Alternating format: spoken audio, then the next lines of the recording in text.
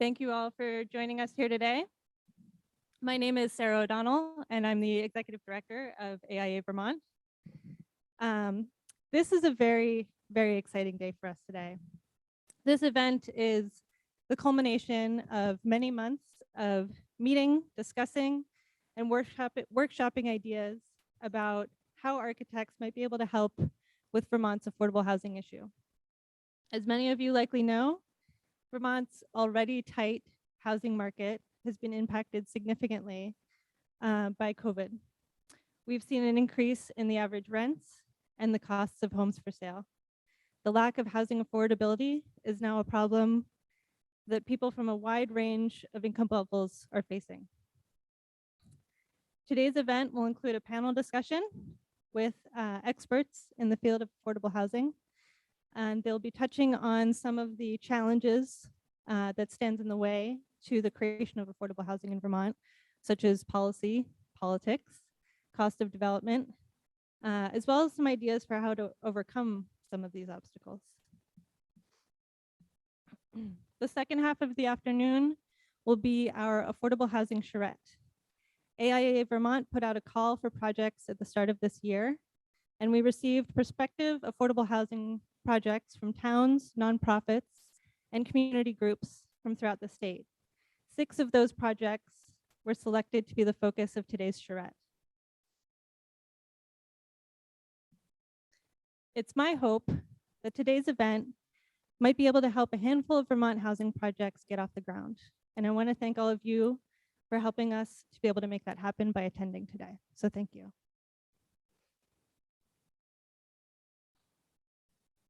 I'd like to get started by introducing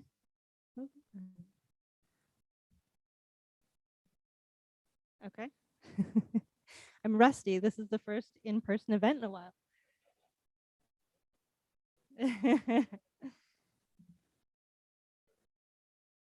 Okay, there we go. So before we get started with today's program, I want to thank Vermont Technical College for hosting us today. Many thanks are owed to Scott Sable and Brad Miller for partnering with us to make today's event happen. And I also want to thank them for encouraging their students to attend. It's my pleasure at this time to introduce Vermont Technical College President Patricia Moulton to the podium to say a few words. Patricia.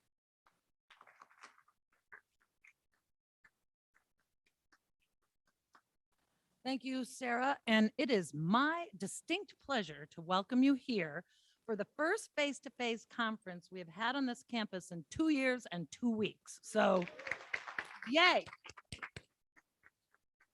We are mask optional here, so I see you're all doing you, and those of you who would prefer to wear a mask, please feel free to do so. You are here on our campus on Flannel Friday. You're also here during Spirit Week, where today is Loyalty Day. Show off your Vermont Tech swag. So Brad and Scott get a bye for this afternoon since they're here, but our students, on the other hand, you're also sitting on one of 2 campuses, 2 Vermont Tech campuses, which provide the best return on investment for tuition dollars of any college or university in the entire state of Vermont. Yes, that's right.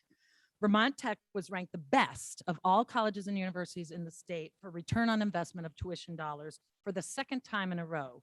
Georgetown University Center for Workforce Development and Education has done these ROI studies, and Vermont has ranked the best. Vermont Tech's ranked the best for 2 years. We are now the 7th best in the country amongst public universities and colleges. That's just soak that in for half a second. So these fantastic students you see here will graduate with careers that earn them great salaries so they can earn back their tuition dollars faster than any other college or university in Vermont and only 6 other publics in the country. Amongst these students who do that are our awesome architectural students who are here today. Be sure you talk with them. And the only problem is we just need more of them. And so spread the word, send your kids, your grandkids, your nieces and nephews. We will take care of them and teach them a great career. And they will not be living in your basement forever after they graduate. That is, of course, assuming they can find a house to live in. So that is what you are here today to help solve. We're delighted to have you here embarking on this affordable housing charrette. It looks like a charrette over there for sure, because you all know we're desperate for rental and affordable housing. Not news to you, nor some of my friends and former colleagues who are here today. We're living it every day. So I wish you the best with the charrette today. We're so glad to have you here. Thank you, Vermont AIA, and your underwriter, Moderator, and the many sponsors of this day. It couldn't be done without you. So thank you. And I hope you all have a great afternoon. Thank you very much.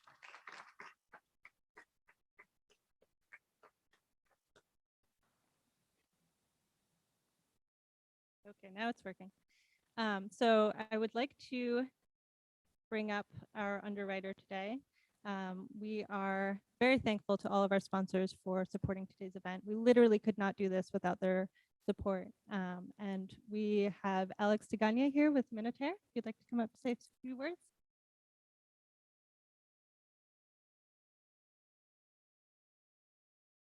Bonjour tout le monde. Hello everyone. Being once, a long time ago, a young boy from a poor village called Mount Sutton, 6 miles north of Vermont, I partly learned my English listening at WPTZ, Plattsburgh, Burlington, New York, listening at Sesame Street. So I am extremely proud to be here, extremely happy to have repeating work that we do for affordable housing. Like I said, I'm from a humble family. We worked hard, and now we're helping some people here in Vermont building better using our HVAC technology. And obviously, I invite you to come and see me here, and we're quite happy about that. Thank you for Evernorth being a great user of our products here repeatedly with 3 confirmed projects, and we're quite happy. So hopefully that we could help others, build a better world with better equipment made here in North America. Thank you.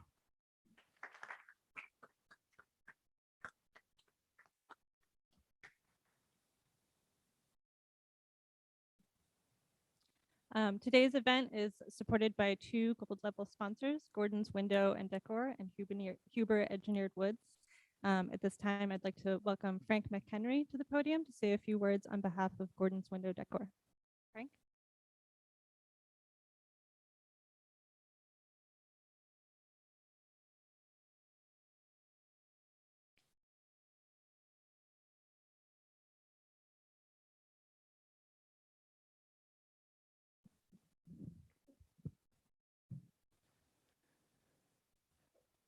Good.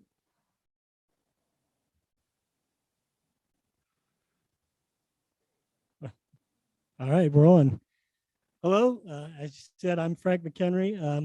I'm with Gordon's Window Decor. I've only been there a short time, so I probably have not met many of you in this room. I've met a few of you.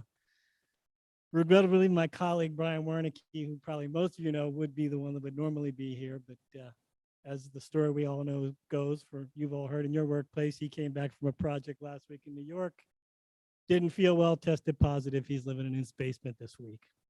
I mean, the main thing I really want to say, Gordon's just wants to thank you for choosing to partner with us on many of the projects that you guys are all involved in. I mean, like you guys here, Gordon's is a Vermont-based family-owned business, and just to see the positive impact these projects can have on the lives of the residents to get to call these projects their home is huge for us to see. I mean, obviously we like putting shades in, but really the ongoing benefit is much bigger, and it means a lot to us. I've only been there, like I said, about a year, but I've worked with some of you. I've done projects in Brattleboro, St. Johnsbury, Colchester, Burlington, White River. So just say thank you. I don't want to get into a list. I've worked with some of you. I forget some of you. Brian's worked with some of you, and I don't know, but we really appreciate you looking to us for the window solutions, and we really look forward to being involved in any of these projects as they continue to move forward. So thanks.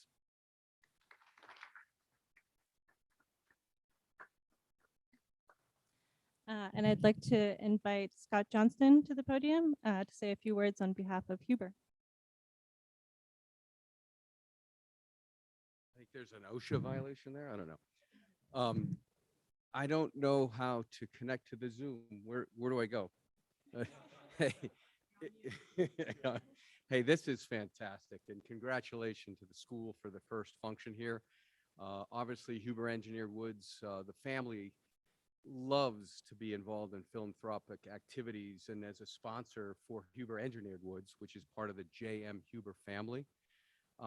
These types of activities are what it's all about. So we're just so proud to be a sponsor of this event. I know a lot of great things will come from today's activities. And so many of you that are professionals that, day in and day out design and build buildings, many of you have taken a lot of your own personal free time to participate, not only in this event today, but other activities. So I commend you for that. If you have time, stop over, say hi, and here's to a successful afternoon endeavor with the charrettes. Thank you.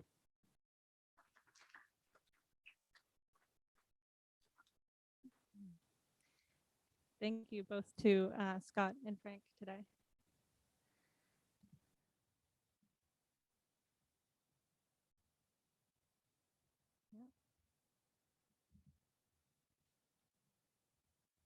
This is not my day with PowerPoint. Okay.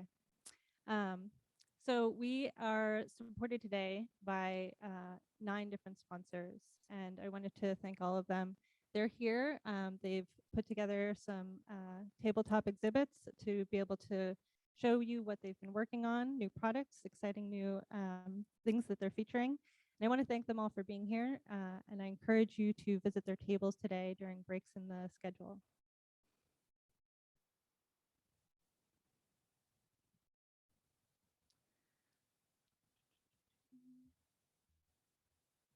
So today's schedule, we are going to have the panel discussion, which will be followed by a break, about half an hour. And then at 2:30, we're going to reconvene for the charrette. Matt Bushy, AIA Vermont's president, is going to be introducing the charrette, and he'll provide instructions to get everyone organized. And then we'll be ending the day with a roving reception, so we can hear from each charrette group the outcome of their work. We have 2 AIA Vermont members here who I owe a lot of gratitude to for making today a reality. Natalia Ellis, Natalia here, Natalia, and Bob Duncan. Thank you both so much for taking the lead, making this happen. Natalia and Bob are both members of AIA Vermont's Public Policy Committee, and they've been key organizers of this event. So thank you both for all of your work.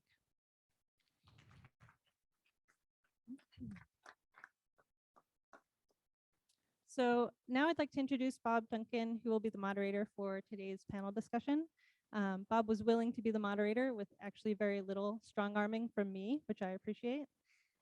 Bob is the founder of Duncan Wisniewski Architecture, a Burlington-based firm, which by last count has designed 1,800 units of multifamily housing throughout the state for both nonprofit and for-profit developers.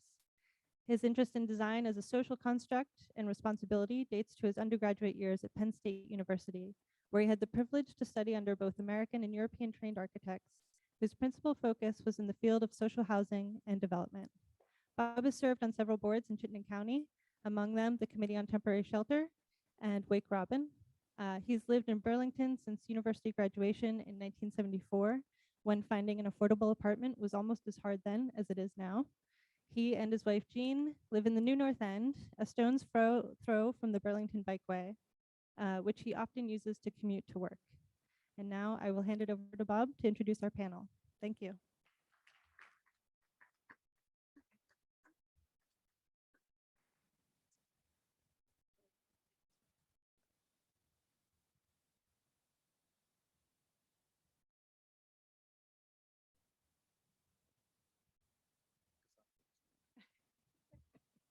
That's a PC. I don't use a PC.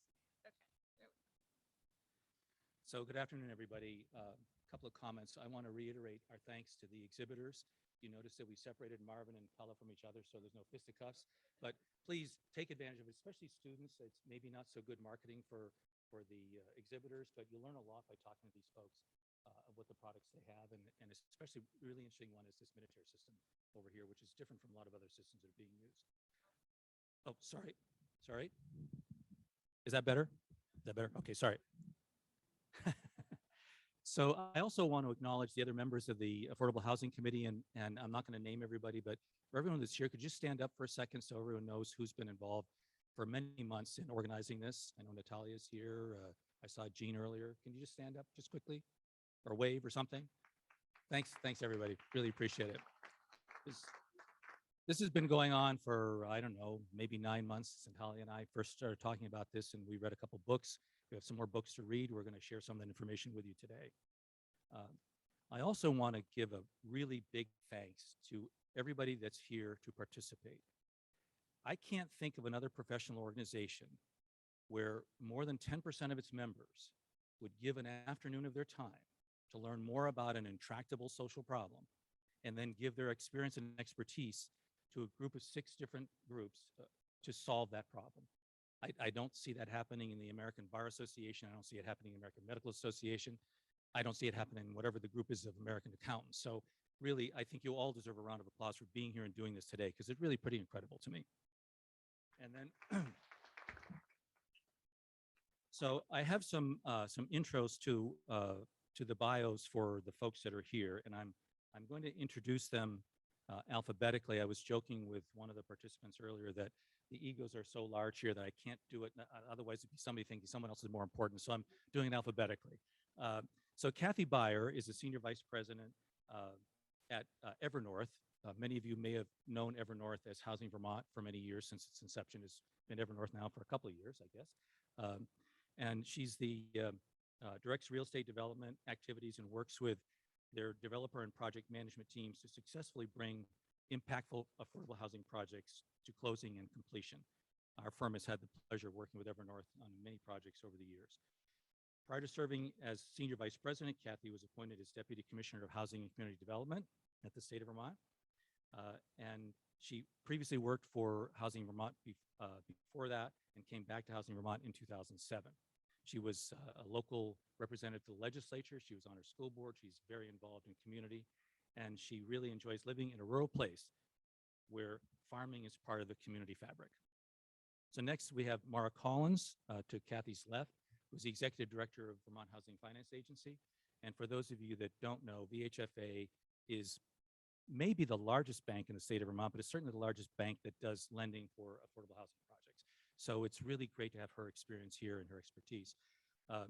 She has worked there since 2002, and she's been executive director since 2019. She has a master's in public administration from the University of Vermont. She's taught at the University of Vermont, and she serves on 8 different boards and commissions that are related to development and affordable housing and so on. So we're really grateful to have her here. Erik Farrell self-describes himself as a real estate junkie. He's been in the real estate business for over 50 years.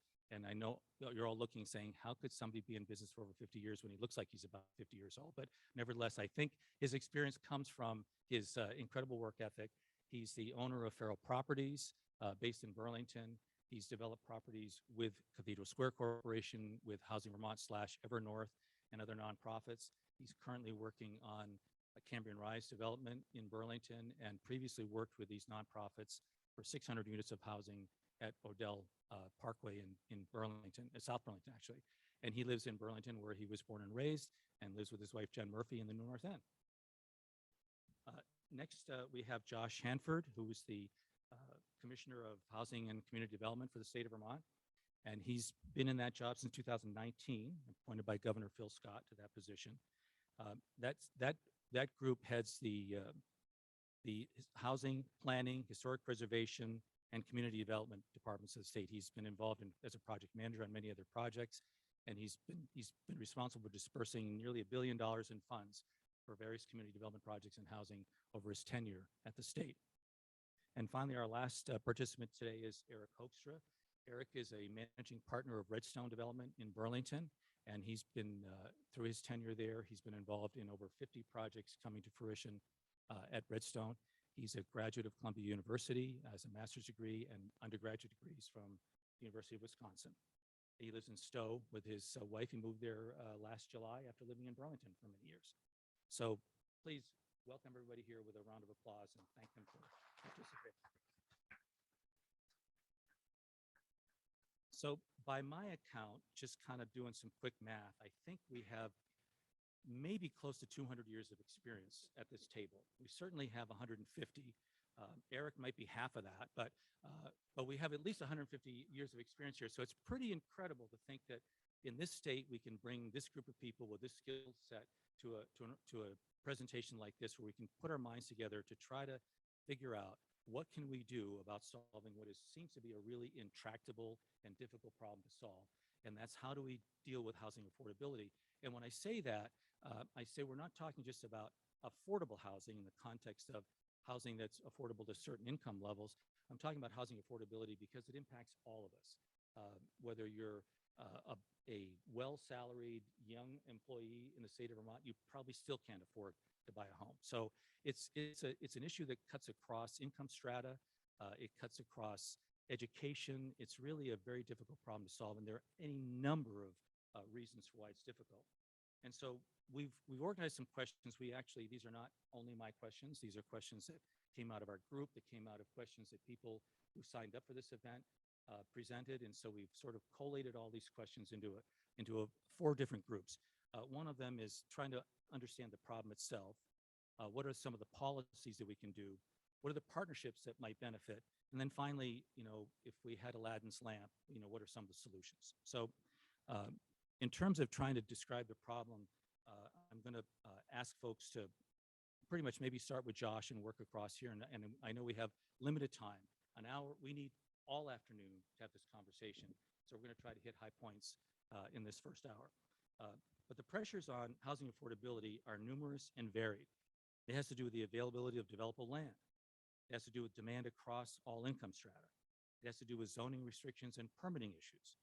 It has to do with policies and regulations, access to utilities, in particular in parts of rural Vermont where we don't have sewer systems, we have septic systems. That's a huge deterrent and limitation to developing housing. We have funding issues, whether that's government funding, whether that's bank rates. We're now seeing the Fed raising rates. That's going to impact affordability of housing. We have workforce aging issues. We have workforce training issues. I just read in Vermont Digger this morning that there's a bill in the legislature that's going to try to put more money into workforce training to encourage high school students to become part of the trades.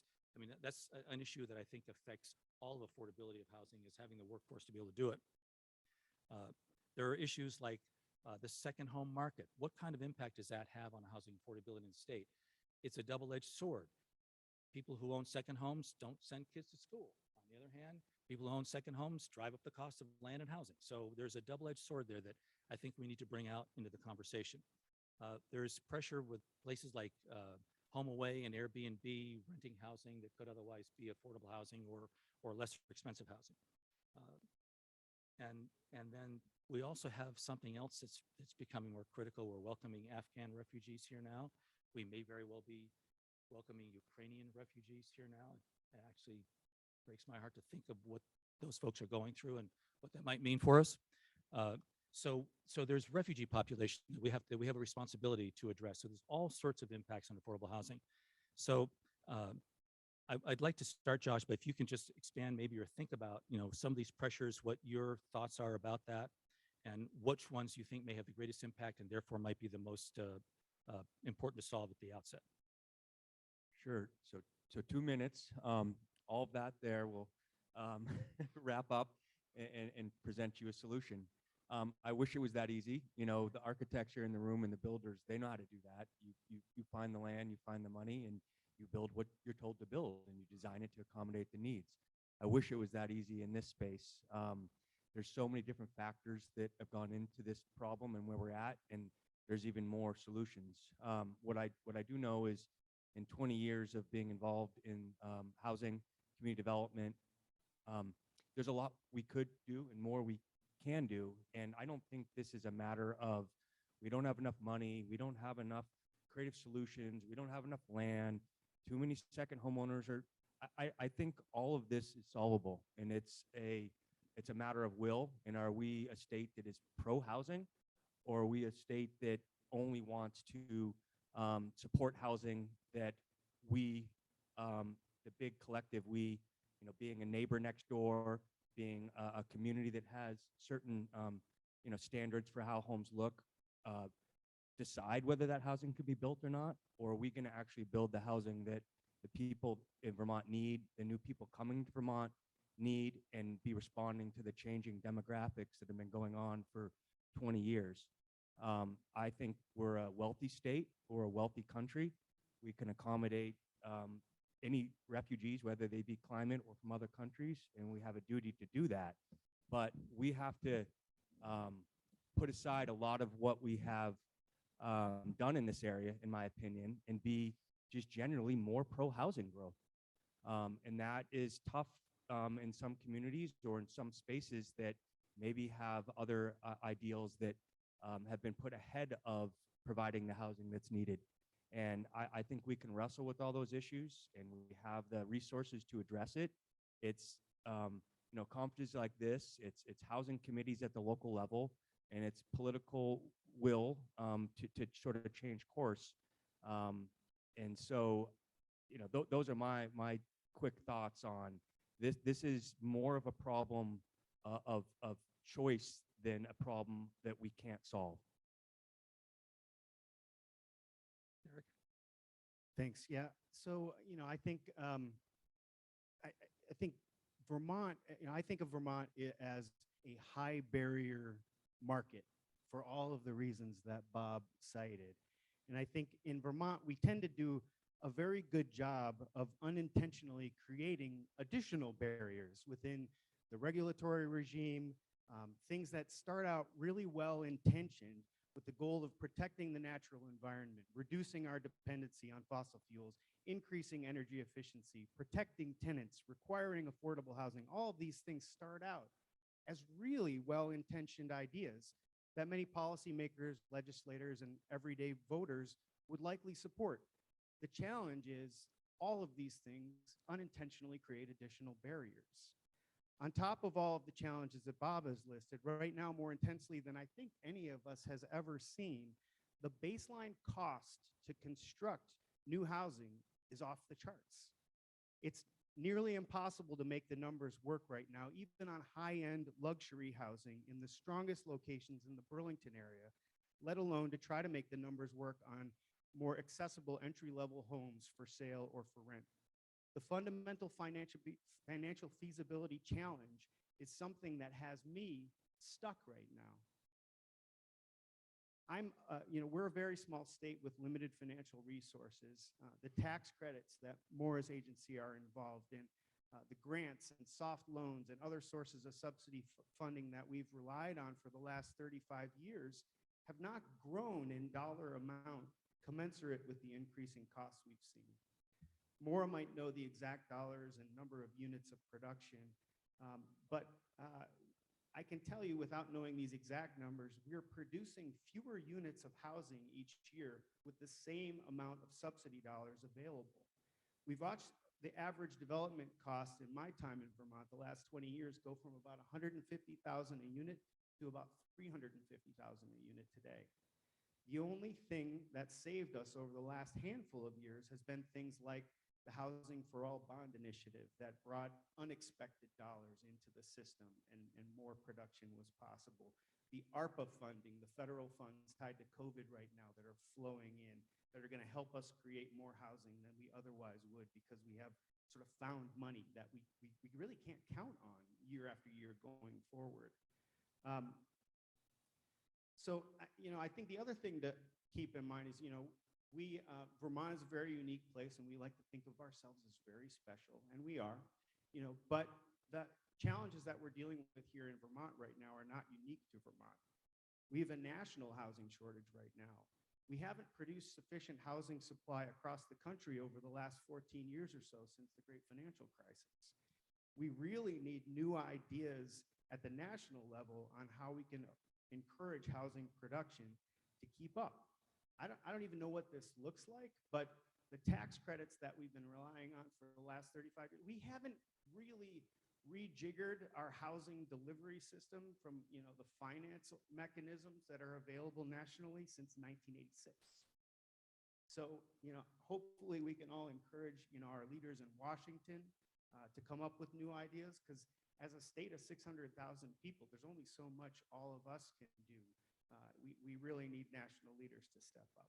I have a lot of other thoughts, but I think I'll leave it with that. And pass the mic back. There'll be more time. Thanks, Erik. It's interesting, you as a private developer and me as a nonprofit developer, we face the same barriers. The nonprofit developer gets more access to the soft money. But as Erik said, the construction prices that we're facing are absolutely making this puzzle much, much harder. I think one of the things we need to do is have a paradigm shift in how we think about our land that is connected to town water and sewer. The only way we can solve this housing crisis, is to build more densely on land that's connected to water and sewer.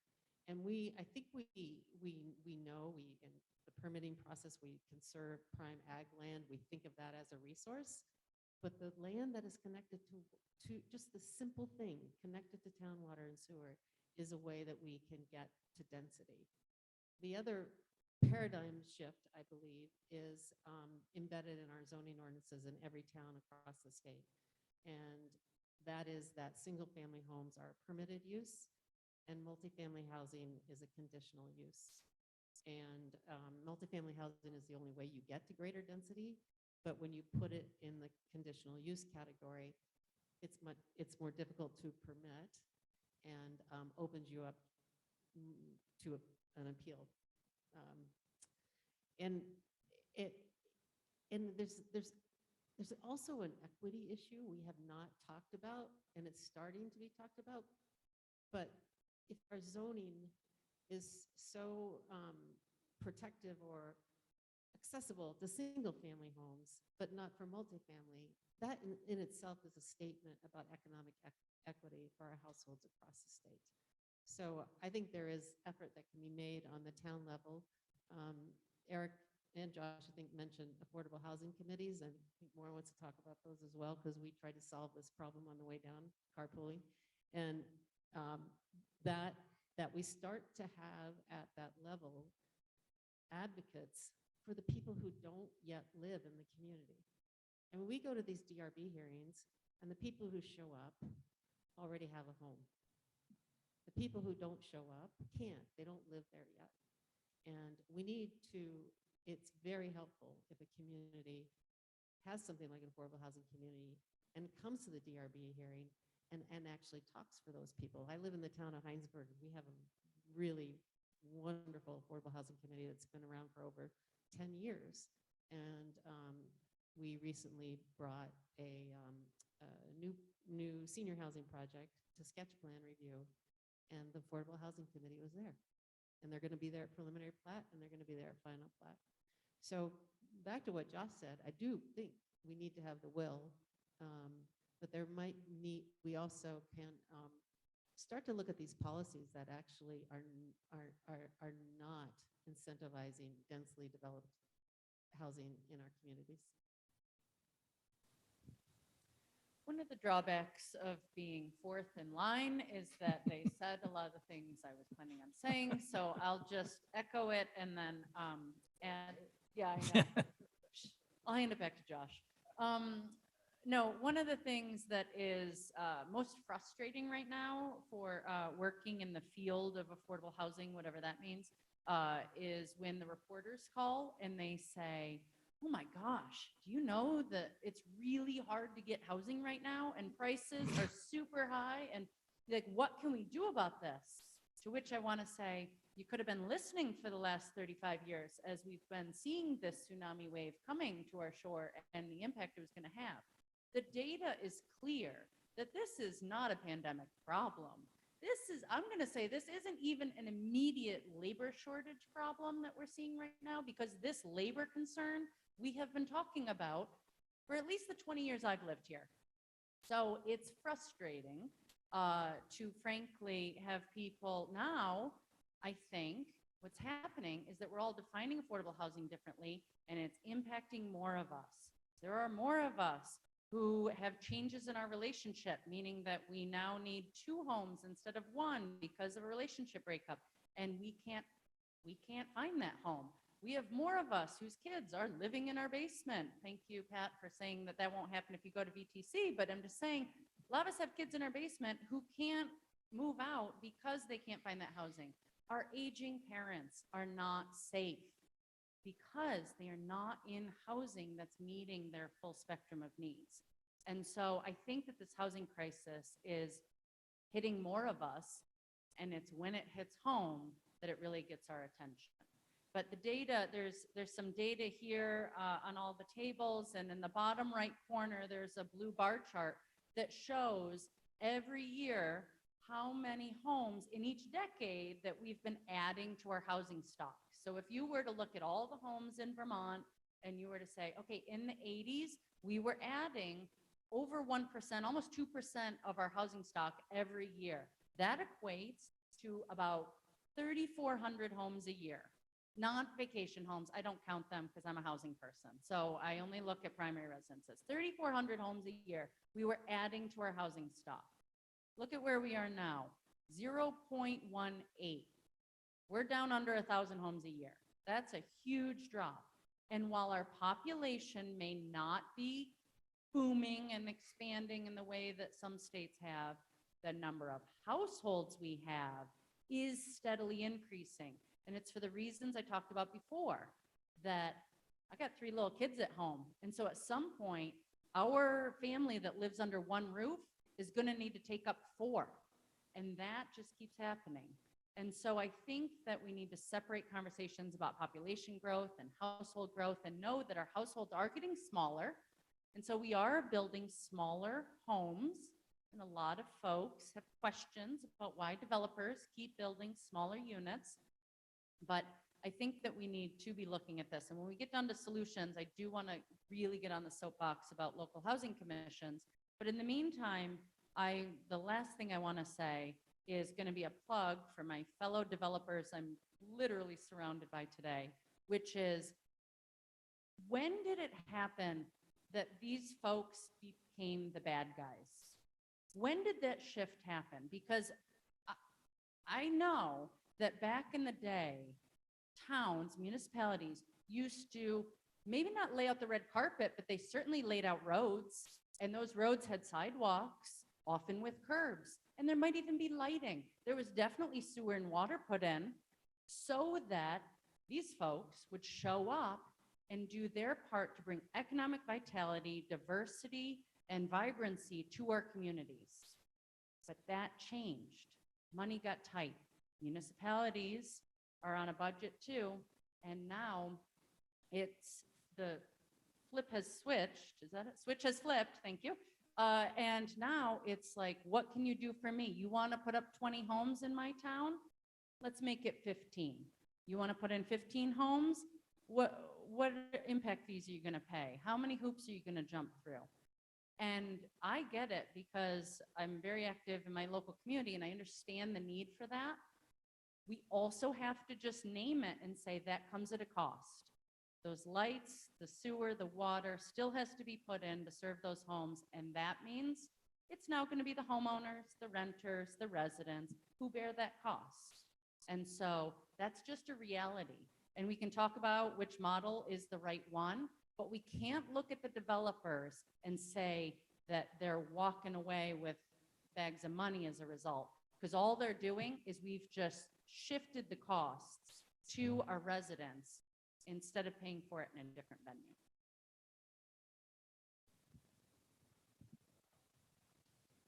I don't have anything to add to that. So you look around the room, I don't see anybody tearing up when developers complain about the difficulty or the cost of doing what they do, right? I've never seen anybody tear up when I say how tough it is to do my job. And so, but I do think a fundamental problem in Vermont is that directly related to housing is we don't pay people enough. And a lot of people come here from elsewhere who think our housing is cheap.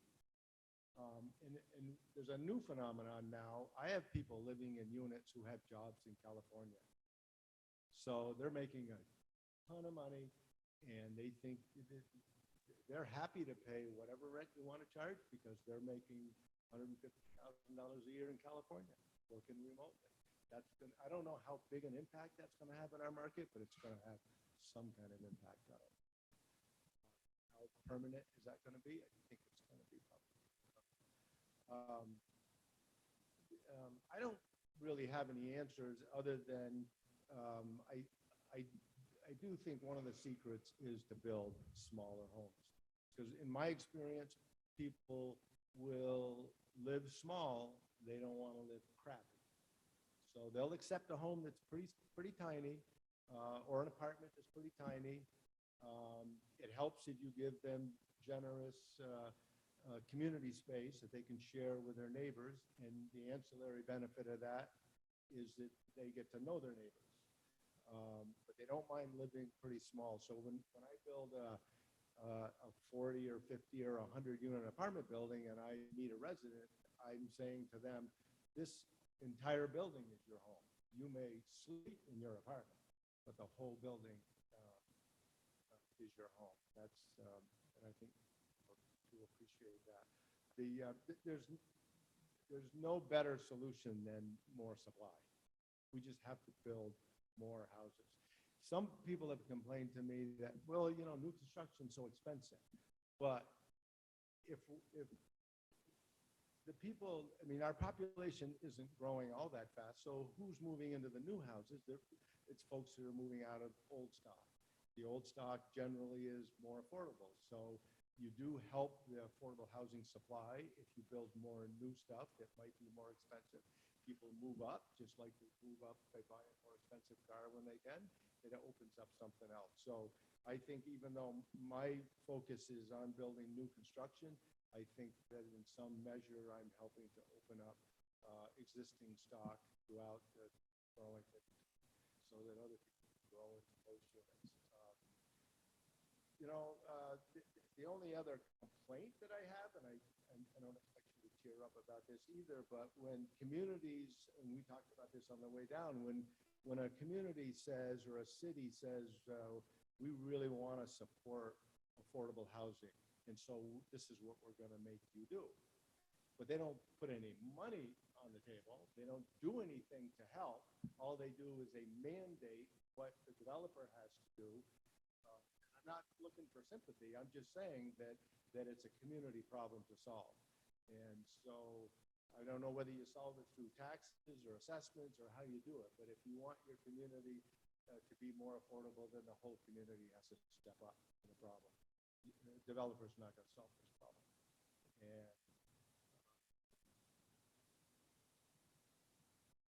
I don't have any answers except that I think that one change you could make in zoning that would help is eliminate the word density. I think it's archaic. I don't think it should be a measure for anything. If you need to control development, control it by all the requisite technical requirements, you know, traffic impact, parking, height, setbacks, side yards, and maybe lot coverage. But density should be stripped from every zoning ordinance throughout the state, in my I'm going to diverge from my previous questions because a lot of what you've all said is very compelling.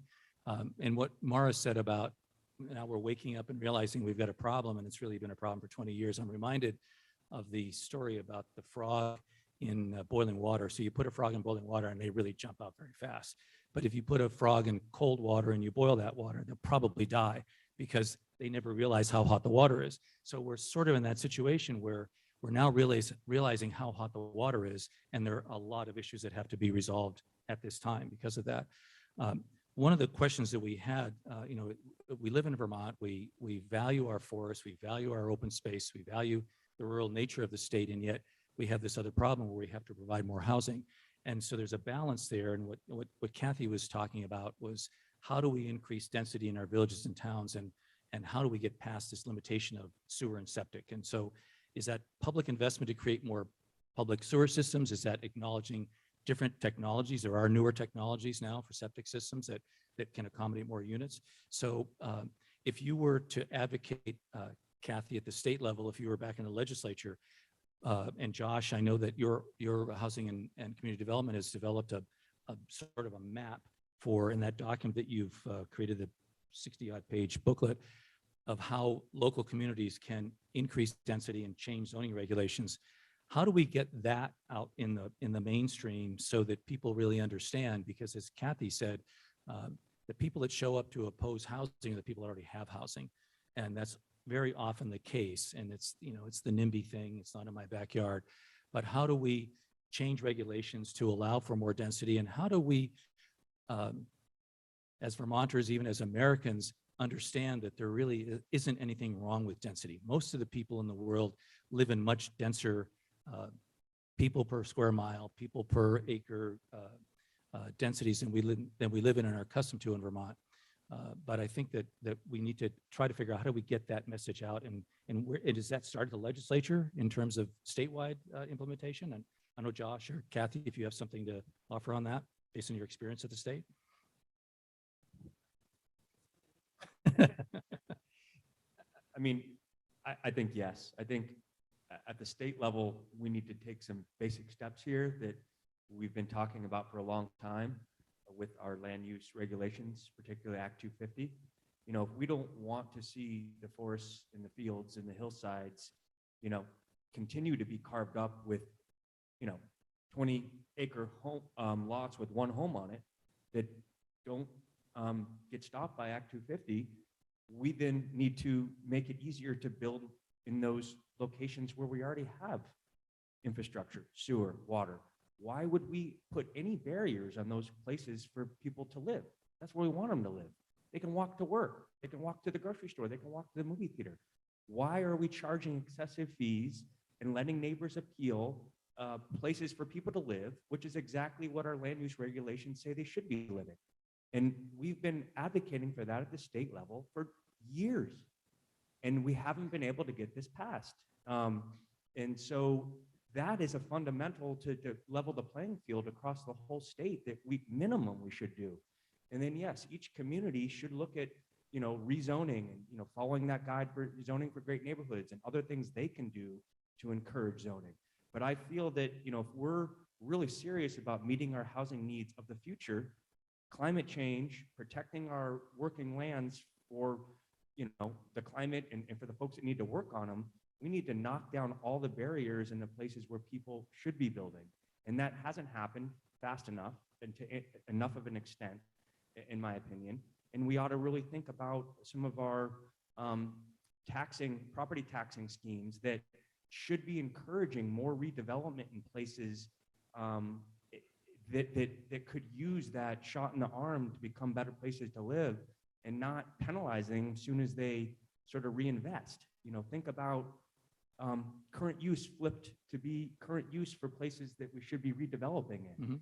Mm-hmm. You know, and that's a controversial topic. Sometimes we, you know, TIF districts or things like that are specific little programs to do that. But really on a statewide basis, we need to fundamentally shift what we've been doing from looking at schemes that protect, that are anti-development, to schemes that promote development where we want it, because that will take the pressure off of the places we don't want the development to happen. And we've been fundamentally doing the opposite for 40 years. Look at the number of housing units built in the 80s. What's happened since the 80s? Mm-hmm. We've continued to ratchet down on the prevent development first rather than promote development where we want it first. I'm going to shortstop this mic because, you know, so I mean, I think Josh is exactly right. And when I was getting ready to come here today, this was a lot of what I was thinking about is, you know, we created Act 250 to try to preserve the rural character of Vermont, you know, our forests, our farms, all of those things. And then, you know, we evolved into a system that is actually restricting development where we say we want it. It's completely absurd. And then we've spent the last couple of decades creating programs like designated downtowns, village centers, growth centers, new town centers, all these things, which are great in theory, but they're only new hoops that you have to jump through. So we didn't actually remove barriers from downtowns, village centers, growth centers. We created new barriers. We created a new regulatory regime, new hoops you have to jump through. Oh, we want development in this downtown, but if you're going to do it, you have to comply with this laundry list of requirements now. What good is that doing, right? I mean, it's actually easier for me to just get a frickin' Act 250 permit. And that's what I do most of the time, because getting, you know, to actually be exempt from Act 250 is more trouble than it's worth. So, you know, we really need to look at that, and we've never gotten serious about that in Vermont. I'm going to pass it to Maura because we're going to tag team here a little bit. So I agree with Josh about the importance of the statewide look at things to make sure that we're meeting our goals and doing things at the state level. But all the statewide rules, and as a statewide funder of affordable housing, I'll say, we can write checks all day, but if the communities aren't housing ready, then it's not going to get the job done. And so that's why VHFA and a lot of us are big proponents of these housing commissions, housing committees, whatever it is. I like to go to towns and remind them that I think all of them or most of them have a cemetery commission, but I think we're up to about 8 housing commissions, which really tells us where our values lie. And I think that it's really important to think about how important is it to house, not only affordably house who's living in a community now, safely house them, but who do we want to come to our community? And so I want to leave you with a resource. I'm going to plug my own website. It's an easy one, vhfa.org. So that's Vermont Housing Finance Agency. So those are the letters I'm saying, vhfa.org. You'll be able to make your way. Actually, oh, and it's on the piece of paper. The housingdata.org site is what you get to. And we have a list of all the housing commissions in the state. What are their charges? How are they constituted? Who sits on them? We link to their websites. We talk about what they're doing. We also, this housingdata.org site that we created, every single county, town, village in the state has thousands of pieces of data going back as far back as the data exists that looks at the affordability of housing, homeownership costs, rental costs, the housing stock, the population, the income of the people living there, the racial breakdowns, the age breakdowns. So you could do, and we have a guide to how to do a housing needs assessment. And we walk you step by step. Who lives in this community now? What's the vision for this community? And who do you want to live there in the future? And then we have policy tools that we link. Hey, you did a housing needs assessment. It shows that you need to not grow. You're not a growing community. You don't have a job center, but you have really deteriorating housing stock that needs reinvestment and revigoration. What do you do then? Well, maybe you can, here's some examples of how to have a listing of where all your rental housing is. So you could start an inspection program, or maybe you want to have some kind of fund that can help pay for the rehabilitation of rental housing. Maybe your issues are on homeownership and you want to focus there. I really think there's something to be said about bringing this issue locally, because the problems that, Bob, you listed at the beginning, you talked about new Americans and refugees moving here. That, personally, is a wonderful challenge for Vermont to face head on, but it's not going to affect all of our communities equally at the outset. There are only 2 refugee resettlement groups, organizations in the state, and they are focusing their resettlement efforts in certain communities. So those communities need to be thinking about this issue. The bedroom communities to those need to be thinking about this issue. The rest of us need to be thinking about the longer term housing view, so that as people grow and have more choices over time, maybe there's opportunities for folks to have more choices and move. It's the same thing with Airbnbs. Short-term rentals are a touchy subject in the affordable housing world. I gotta say, statewide, 2.5% of our housing stock is an Airbnb. 8% of our housing stock is manufactured homes, mobile homes. So that's a much bigger issue. Airbnbs, 2.5% of our housing stock, that's not really hitting my radar screen just yet. But if I were in Burlington, if I were in Killington, Ludlow, Warren, or any of our ski communities, whole different story. Those numbers, I don't have them off the top of my head, but we can get into double-digit percentages of how much of that housing stock is Airbnbs, and there's some problems happening there. So you can't deal with every town the same way. You need to know your community, you need to know what it's facing, and you need to be engaging the community in the vision of what it sees for itself.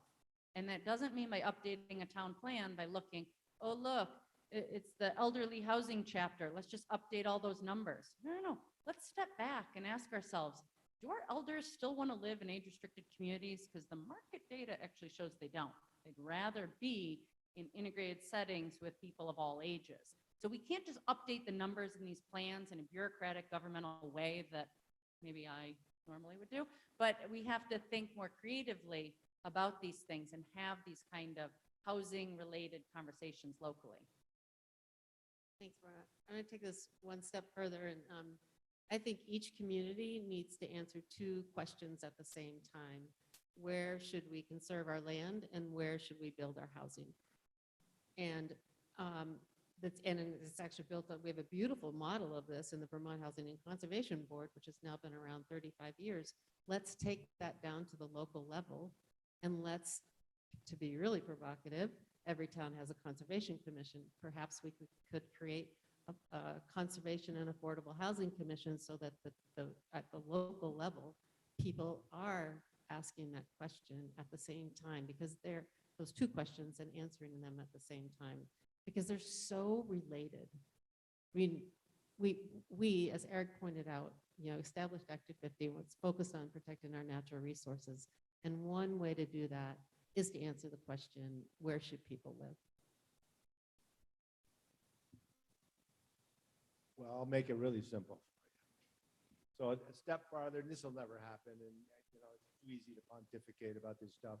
But if this were a kingdom and I was on the throne, then I would say to a community, any town, vigorously debate what you want for zoning in any particular neighborhood or section of your town. And once it's done, those are the rules. Nobody gets to appeal. If you don't like the rules, go live somewhere else. That's my opinion. I think neighbors have too much sway over the permit process, and it's too expensive, and it isn't so much the dollars, it's the risk that it takes. But it's to me, it's patently absurd, the appeal rights that individuals have in the state of Vermont. So we should have prescriptive zoning, and if it takes you 2 years to rewrite your zoning ordinance, that's great. But once those rules are done, that's it. Nobody gets to say, the only choice you'll have is move to another town.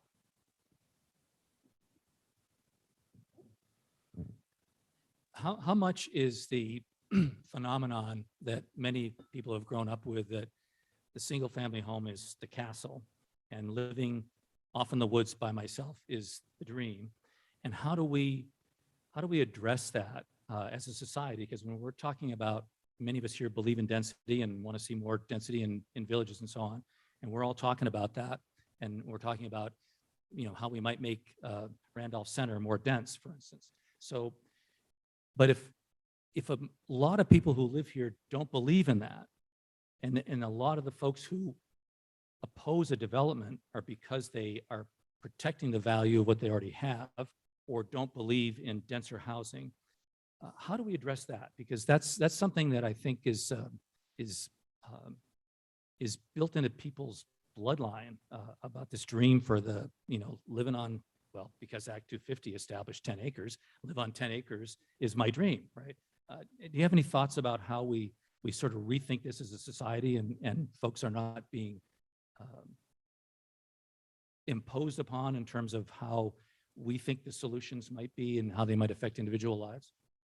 I think it's interesting, and I'll give credit where it's due, but I see a few staff from the department that are involved in planning and redevelopment efforts. And I was made aware of a fact that in the Northeast, the most densely populated part of the country, we have the largest lot sizes in the nation.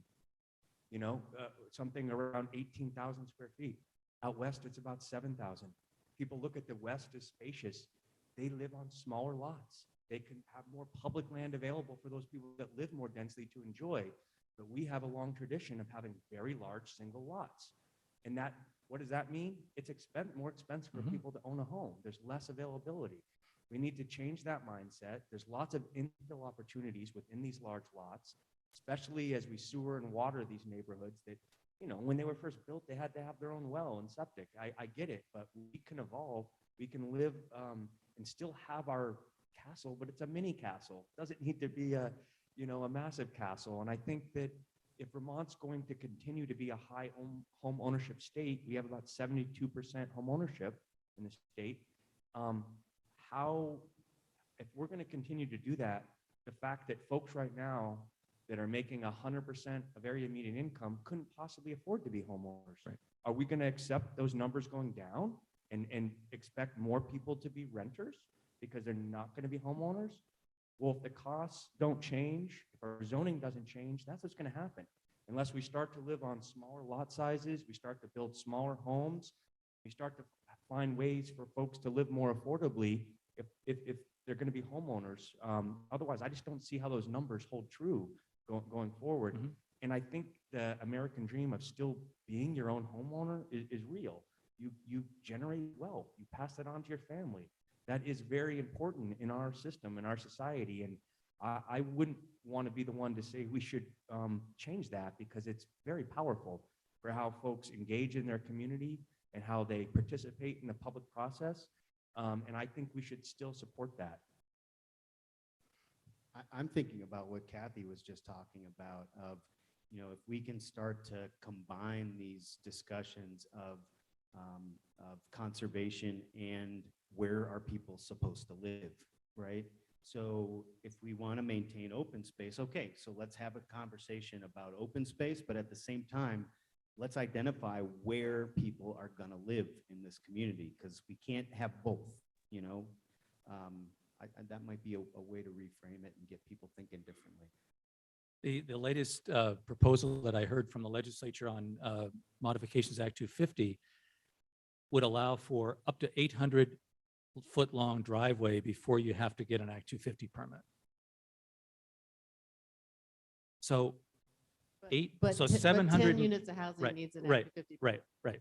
But so a 799-foot driveway means no Act 250 permit. But if you want to build 10 units in a village center that doesn't have a downtown designation, you need an Act 250 permit. There's a big disparity in that, and we're not really addressing it. I have a question for the audience. How many people here grew up in multifamily housing? I did this. Yeah, right? Neither did I.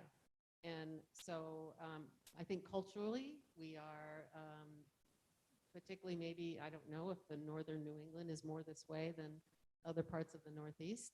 Culturally, we have that. We grew up in single family housing, but that maybe we can get more of the new Americans or more transplants from California who are more accepting of more dense multifamily housing. Maybe that can be a cultural shift over the next few years. So we're getting really close to our, Eric, go ahead if you have something to offer, and then I want to get to a final question. I don't mean to be provocative, but why does, like Burlington, where I live, why do you have to conserve land in Burlington if you can live in the kingdom, so I think, and in South Burlington, there's a big effort out there to conserve an awful lot of land in South Burlington. I think it's ridiculous, because if 90% of Vermont is still forested, but people do want to live. Some people want to live in dense, convenient, and a village or communities, whatever you want to call them, close to services. So I don't, I agree with the theory of conservation, but you don't need to conserve in every town. Let's pick where you want to conserve, and let's dense pack the rest of it. Eric? Before we run out of time, there's one other housing solution I wanted to throw out talking today. And I know this is something that Evernorth has put some time into, but back in the day, major employers used to take a lot of responsibility for building housing. When Blodgett Ovens in Burlington set up shop, they built the entire Lakeside neighborhood. There's a reason that all those little duplexes look exactly the same. It's because Blodgett built them 150 years ago for their workers, because they knew if we're going to have workers, we need to house them, And I think we're starting to just barely see this kind of thinking coming back around.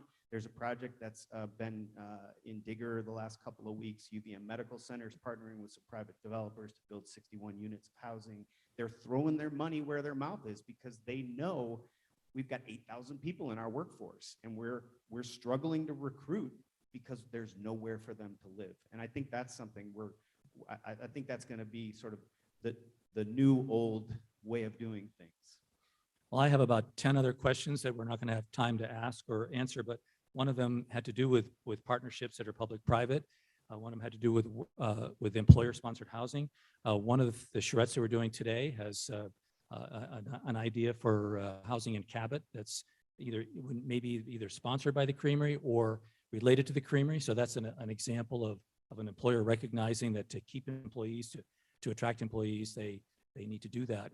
I'm reminded of a story that I was told about a high-level executive being recruited to come to Burton Snowboards. And this person was apparently incredibly well qualified, really wanted to move to Vermont, was coming here from Ohio. And they had a house in Ohio that they could sell for $200,000. And they looked at what they could buy in the Burlington area, and to be anything comparable, it was 2 to 3 times that.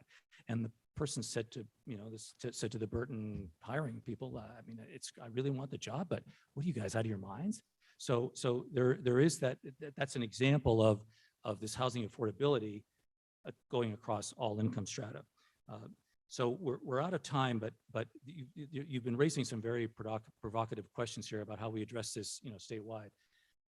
And any of you choose to answer this, but if you had Aladdin's lamp, what's the first wish that you would make that you think would make the greatest difference, and whether that's at a statewide level, whether that's at a financing level, but if somebody has an idea that you could leave us with that you think might be the first nut to crack, that would be very helpful. Done. And every single one of you can do it. I don't care if you're part of the department staff Josh mentioned, if you're a student, if you're an architect, if you work with architects, if you're a vendor here trying to sell your wares. All of you can find a housing development being proposed in Vermont, either in your community or maybe a neighboring community, and you can learn about it and you could speak in favor of it. It's over Zoom now. You don't even have to go to the uncomfortable meetings. You can just write a letter to the editor of your local paper. I'll give you an example of the one I did several years ago. I'm in Essex Junction, right at the Five Corners, and there was a whole lot of development going on several years ago, still is. After the recession, all of a sudden there was a building boom in Essex Junction. And there were a lot of letters to the editor saying, where are these people coming from? Why is it all small 1-bedroom apartments? Why do we need this? And I wrote one that said, I want more. I want more traffic because it'll force me to get off my butt and walk more. I want more crossing guards so my kids are safer walking to school. I want more restaurants. I want more ability to shop local because I don't have enough. I want more people. I want more diversity. I want my kids to grow up around more people who have different experiences than what they see every day in Vermont. And so do the same and go for the thoughtful growth. Not that we're not going to pave everything. Don't misconstrue me, but understand the housing developments happening in your community and challenge your own thinking and see if you could go so far as to actually say, you know what? I want a few more people in my town because that's going to enrich my life. Thank you. So Sarah, correct me wherever you are. Is Matt going to introduce the charrettes now, or are we going to break for half an hour and then we'll come back to introduce the charrettes? Okay. Okay, so we're going to take a break now. Thank you, everyone here. You 5 have been really wonderful for us to have and such great resource for us. Thank you. So we're going to break for about a half an hour. Don't forget to go to the exhibitors, grab a snack, grab a drink, and we'll resume here in about ideally 20 minutes, but maybe half an hour. Thank you.